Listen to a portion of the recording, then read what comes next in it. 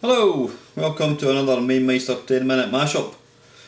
Today's game is the wonderful Arcadia by Imagine Software, or to give it its Sunday name, Arcadia 64 I think they seem to call it. Yeah, this game was by the infamous Imagine Software. In fact, you know what? I'm going to stop talking bollocks and start the game, and then I can talk bollocks. So how do we start this game? 5, 6, 7. Okay, let's go. Start. Yeah, this game is by Imagine Software. Now, I'm not going to bore anybody and talk about Imagine Software to any sort of lengthy degree, because there's not much to be said about them that probably hasn't been said 1,000 times. Imagine were one of the first software companies to kind of kick off when this industry kicked off, I don't know, early 1980s. The thing is, Imagine enjoyed fantastic success very early on. They were probably the biggest software company at the time in the early days. The problem was they seemed to make a lot of money based on hype rather than actually good games. I mean, there was a couple of good games, Stompers I think it was, that was a kind of tank game in the Spectrum, which I think apparently wasn't too bad. Gift of the Gods, although that was actually later on, that came out in a different company. But yeah, most of Imagine's games were absolutely pants, and the problem with Imagine was they believed their own hype. I mean, they were coming out with these mega games, etc. There was 2 mega games, Bandersnatch and Cyclops I think it was, that they were going to use additional hardware for the Spectrum Commodore 64. It was going to include t-shirts, baseball caps, the extra bit of hardware, whatever it was, and it was going to be retailing for something like 45, 50 quid. Now back in 1983, 1984, nobody was going to pay 50 quid for a Spectrum Commodore 64 game. But anyway, what then happened was they had their own tape duplication company, and they expanded so quickly. Of course, the well-known story is the programmers were all driving about in Ferraris, and half of them couldn't even drive. Apparently, Eugene Evans, who wrote I think he might have wrote this actually, I'm not too sure. He hadn't even passed his driving test, and he was driving about in a Ferrari, or at least they bought him a Ferrari. Whether that's true or not, I don't know. But anyway, yeah. So Imagine released a lot of really bad games, and to be honest with you, they probably got their comeuppance when they eventually went bust. So I don't know when it was exactly, 84, 85, no idea. There is a documentary, I think you can probably find it on YouTube, called Commercial Breaks, and it's quite interesting to watch. It basically revolves around Ocean Software, who were the other big player back in the day, and Imagine Software. And unfortunately, the actual documentary finishes up. You actually get to see the bailiffs coming into the Imagine offices and taking away all their equipment. It's quite sad to see actually, but anyway. So yeah, this game got it on the Commodore 64. I think it was a pirate copy.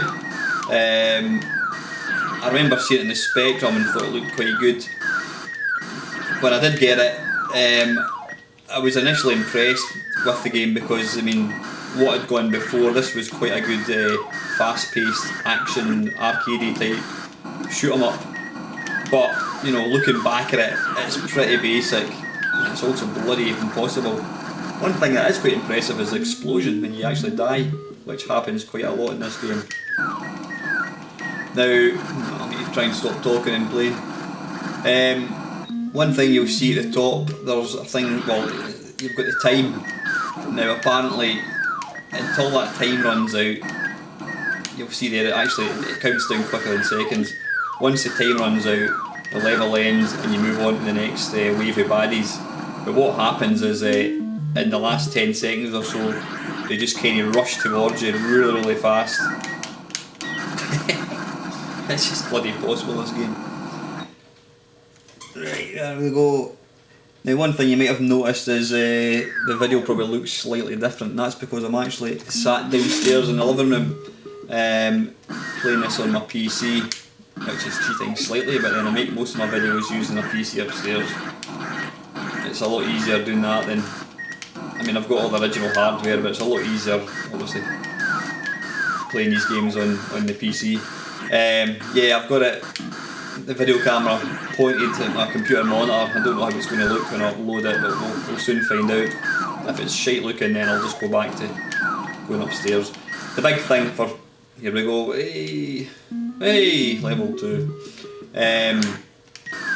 One thing that's quite good about playing, so for me playing these games on my PC is I've got a thing called GameBase, which is basically a front end for a shitload of systems. I've got something like 43 systems, so I have a lot more obscure systems that I can play these games on, because I'm quite conscious. I tend to concentrate on Commodore, 64, Spectrum and Amiga games. These were the machines that I kind of owned back in the day, and I obviously know the kind of the well-known piss poor games.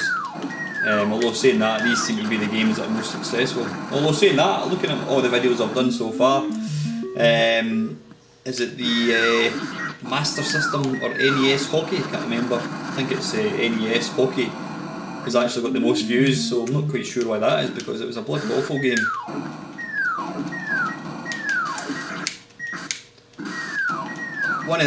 One of my subscribers, Brian, I think it was. If it wasn't you, Brian, I do apologise.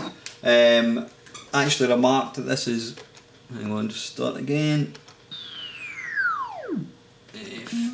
7. Yeah, Brian remarked that this would actually be my 100th upload, 100th YouTube video. Now, whilst that is technically true, it's the 100th video I've uploaded to YouTube, it's actually not my 100th mashup video. If anybody's actually browsed the videos, you'll see some odd looking videos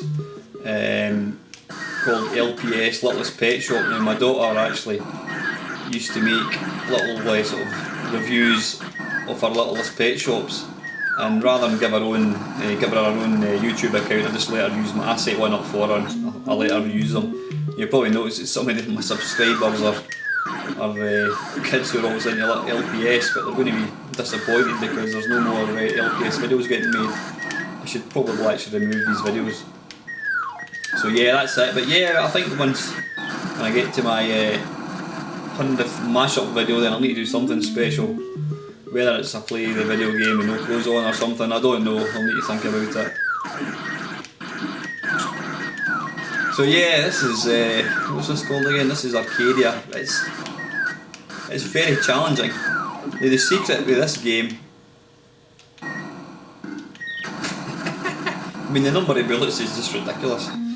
Yeah, the secret of this game, as I say, is you've got the time limit, and when it gets the last 10 seconds, they all suddenly rush towards you. So what you don't want to do is to wipe out the last baddie with 10 seconds to go, because I think a second wave will then appear with all the baddies, and you're not up in hell.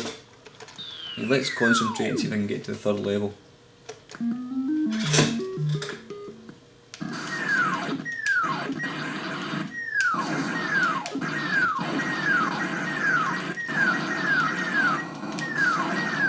You'll notice you don't have a very kind of long, it's just so impossible, you don't have a very long kind of range of fire, so you've got to kind of get up close and personal with the baddies to try and take them out.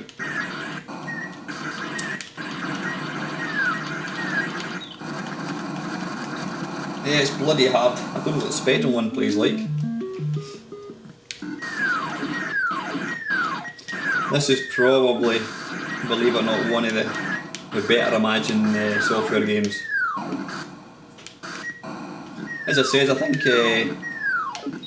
the programmers out of Imagine, there was obviously the well-known programmers, I can't remember their names. There was John Gibson, he was the guy with the beard. He went on to form Denton Designs, I think, who made, what was the name of that game in the Commodore 64? You know, I can't remember. It was one of these icon-driven kind of games. He made Stonkers for Imagine. I think he may have also made A Gift from the Gods, and yeah, what the hell was that game? It began with P, I think. Can't remember. Yeah, anyway, he went on to for him to make bigger and better games. Eugene Evans, don't recall, he was probably the most well-known programmer. The bespectacled 16-year-old driving a Ferrari, and he was